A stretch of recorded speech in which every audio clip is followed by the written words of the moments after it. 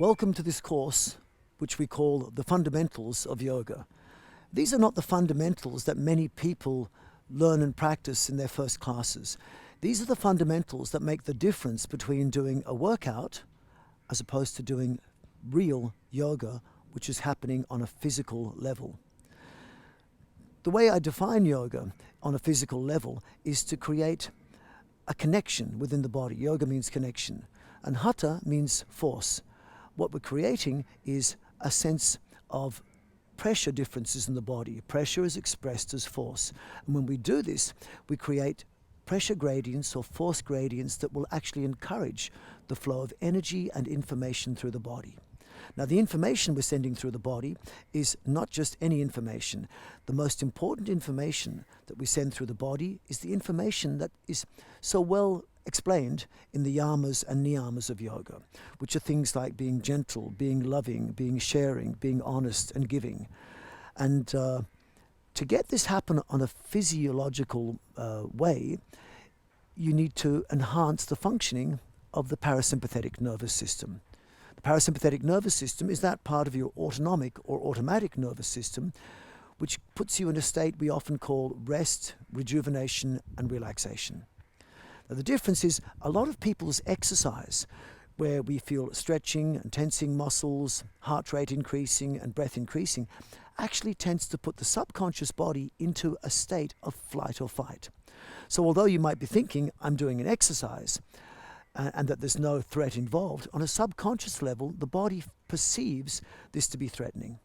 And then the message that's being sent to the body is the message coming with the sympathetic nervous system, also called the flight or fight response, where in a real state of flight or fight, the dominant emotions are always going to be fear, anger, aggression, lack of safety, which doesn't really sound like yoga.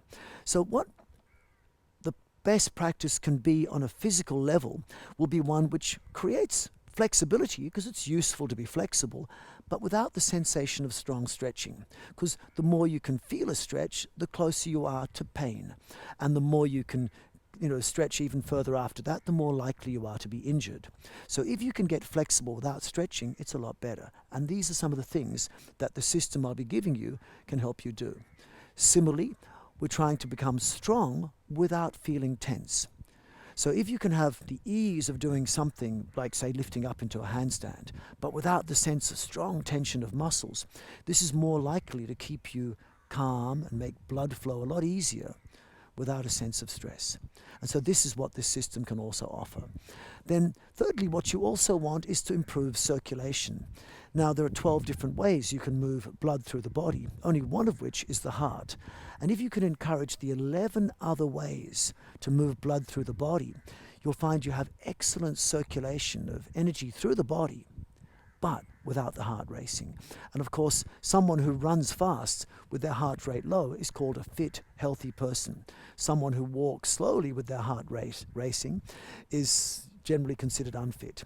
So we can work towards real yoga on a physical level to be exercising in a way where the heart rate stays low. Similarly, with breathing, we're looking towards getting energy to move through the body, but not by breathing more, but eventually by breathing less than normal. So again, with a person who runs, for example, if they're running fast and hardly breathing at all, they're considered to be fit, whereas a person who walks slowly and takes deep, fast breaths like this is considered to be unhealthy and unfit. So can we work in a way that the practice allows energy to come through you, yet the need for over-breathing is not there?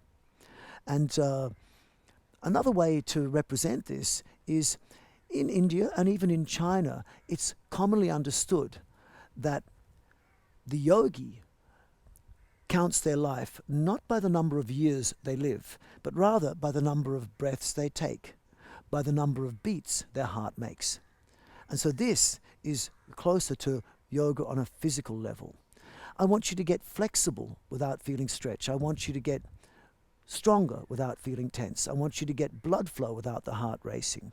I want you to get energy without having to breathe so much. I want you to feel like at the end of the practice, you don't need food and sleep as much as you would, say, if you did a workout. And if your exercise leaves you at the end of it with a sense that you're exhausted and hungry, then it's not wrong, but it just might be more of a workout and less of yoga. And more studies now are showing that although this might lead to some short-term gains in strength, flexibility, and fitness, it doesn't leave long-term benefits.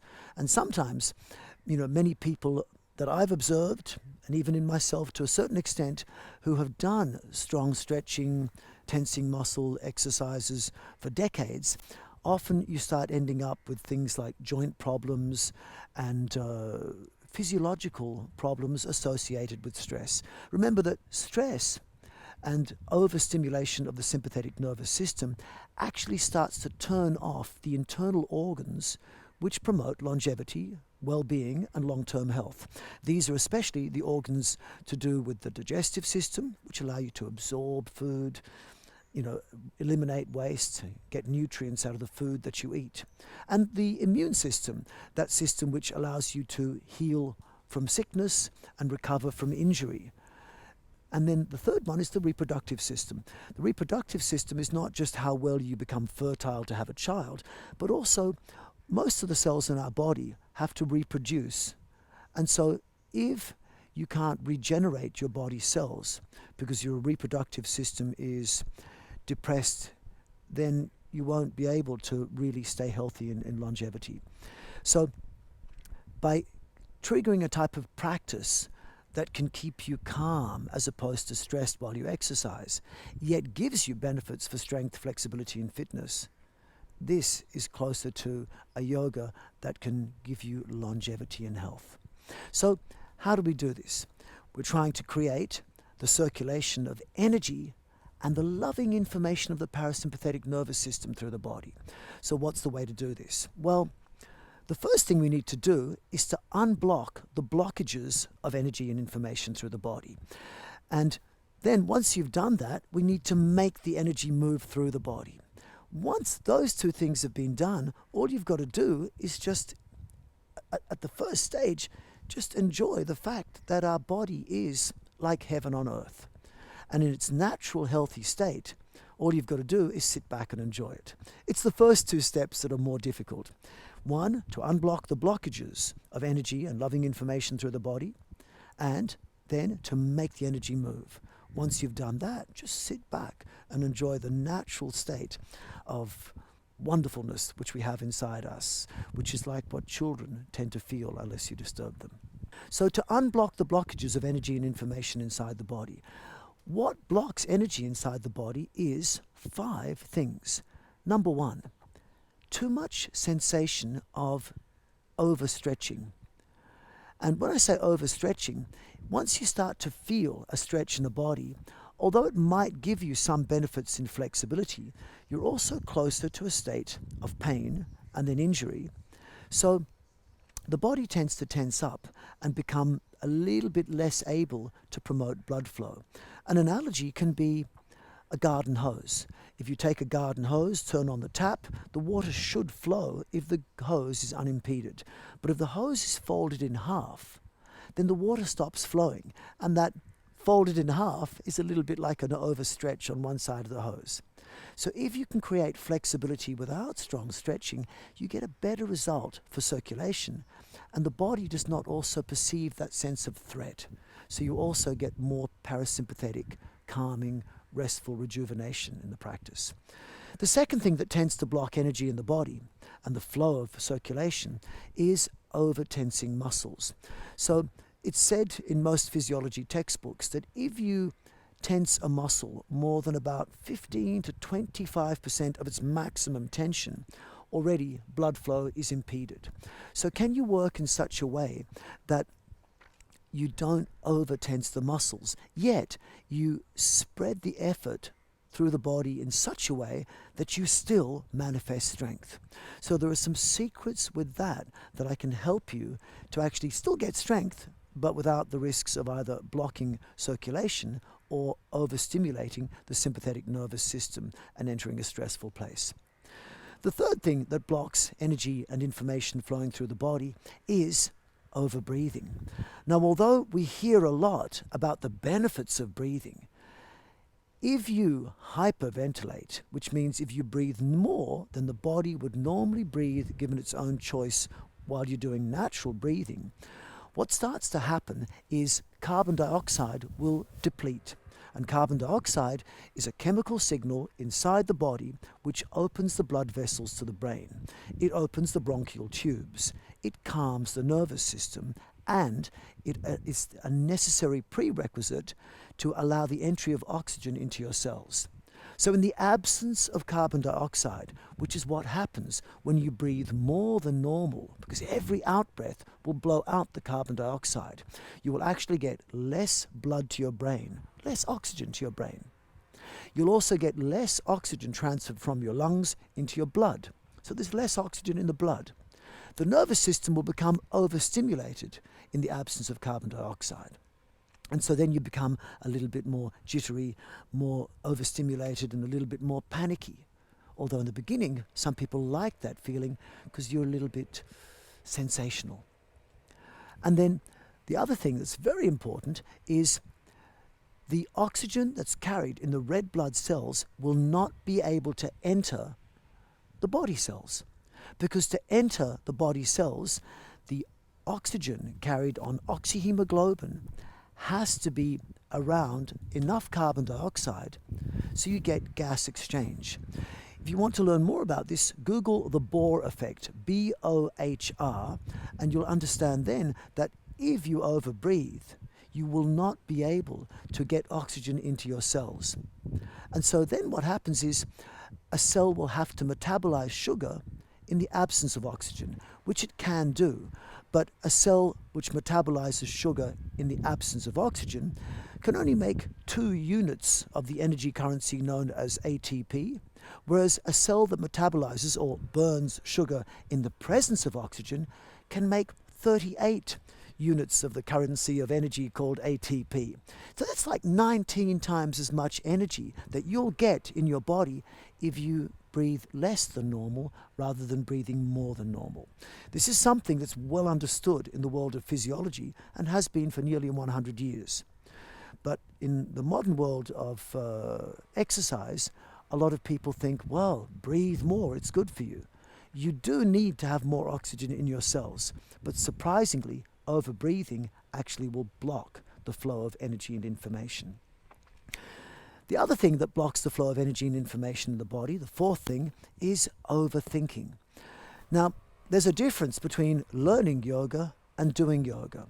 And the problem is when you're talking about yoga, when you're thinking about what to do, there's often so many instructions that you have to teach your body what to do that it becomes stressful.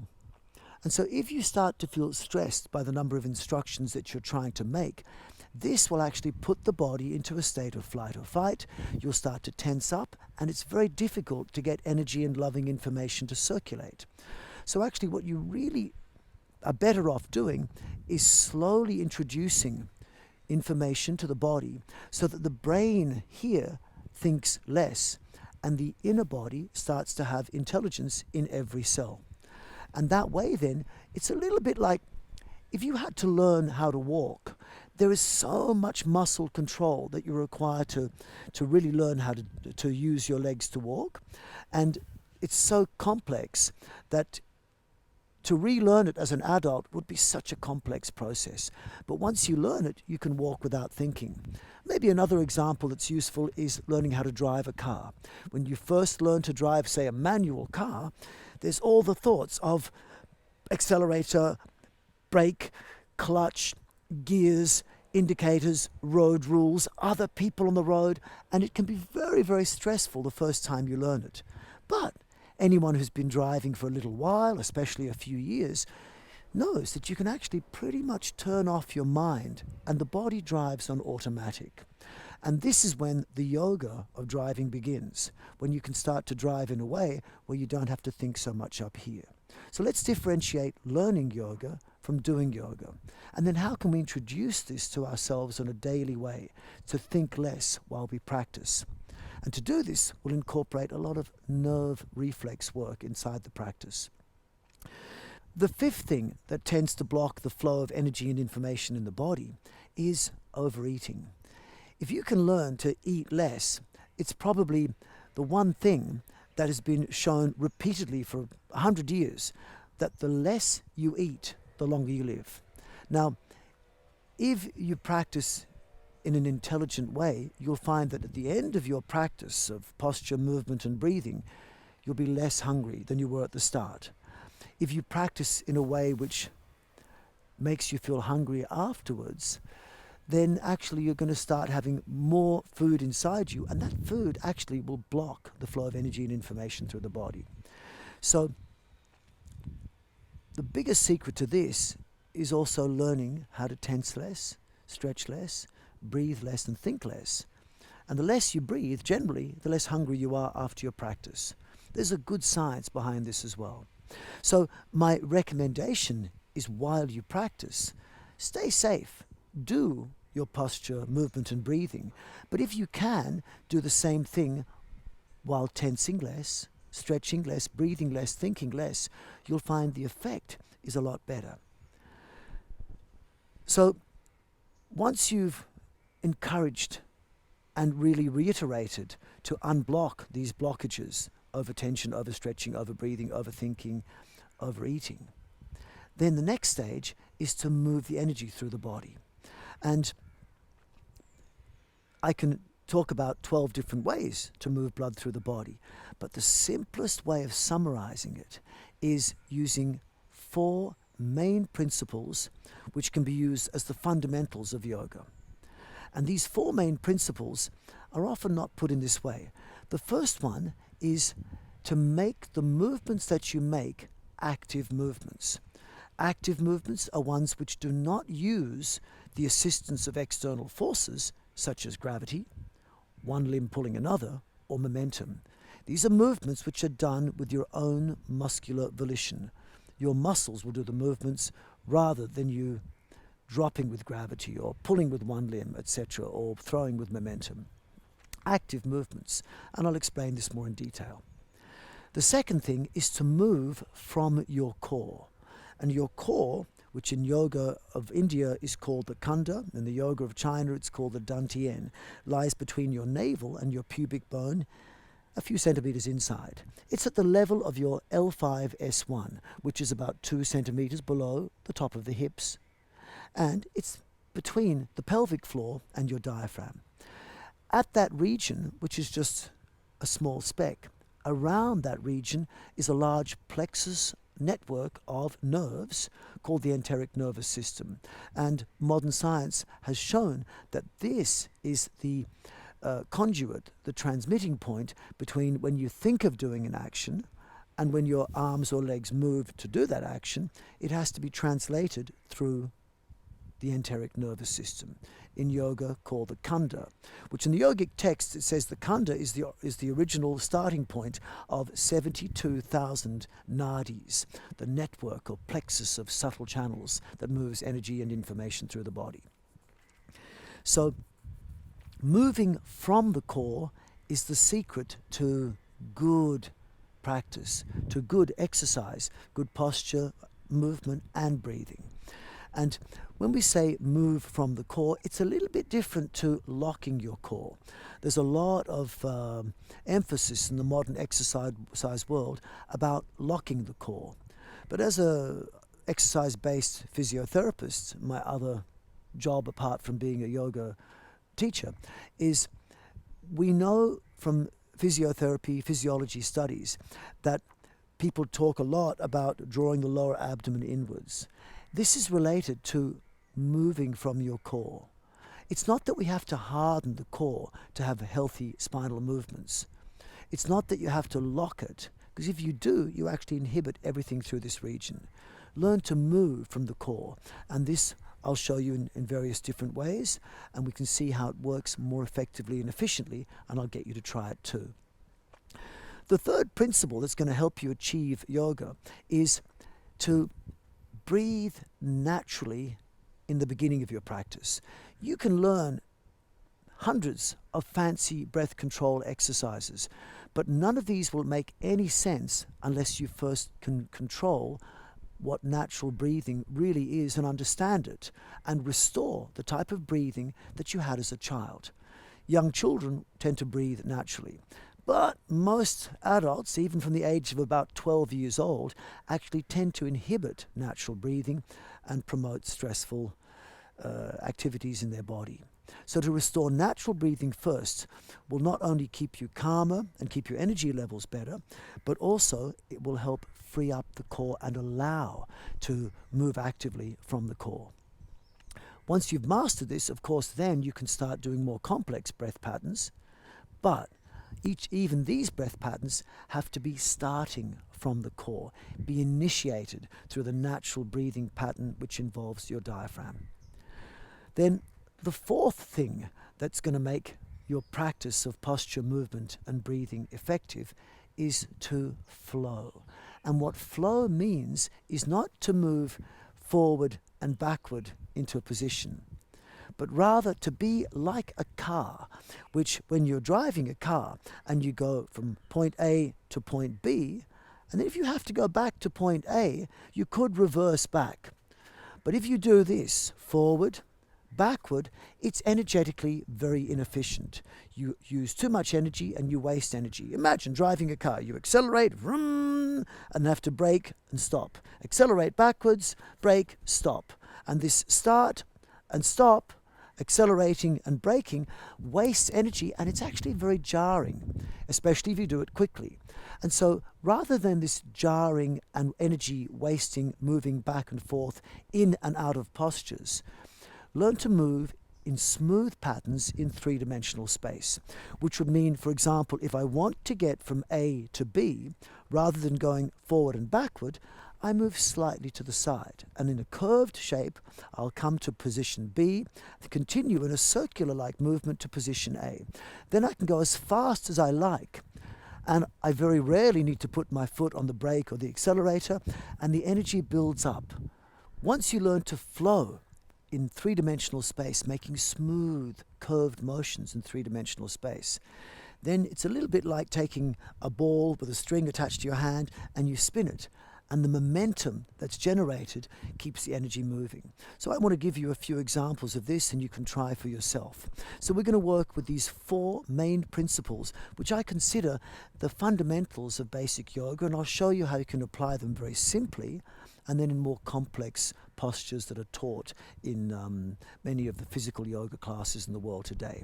These principles again: move actively, move from your core, learn to breathe naturally, at least at the start, and then move with fluid, three-dimensional, curved patterns in three-dimensional space.